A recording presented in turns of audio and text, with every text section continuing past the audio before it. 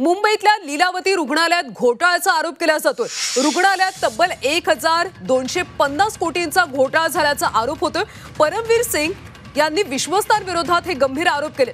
फरार आरोपी परदेशात असल्याचा दावा देखील त्यांनी केला। मुंबईतल्या प्रसिद्ध लीलावती रुग्णालयात तब्बल 1250 कोटींचा घोटाळा झाल्याचा गंभीर आरोप करण्यात आला। रुग्णालयाचे कार्यकारी संचालक आणि माजी आयपीएस अधिकारी परमवीर सिंग यांनी माजी विश्वस्तांच्या विरोधात गंभीर आरोप केला। वांद्रे पोलीस ठाण्यामध्ये रुग्णालयाच्या माजी विश्वस्तांविरोधात तिसरा गुन्हा दाखल करण्यात आला। तसंच ईडीकडे सुद्धा तक्रार करण्यात आली। या प्रकरणातला फरार आरोपी सध्या परदेशात असल्याचा दावा सुद्धा परमवीर सिंग यांनी केला। पुरवठादार कंपन्यांशी हातमिळवणी करून जुन्या विश्वस्तांनी आर्थिक अफरातफर केल्याचा आरोप त्यांनी केला।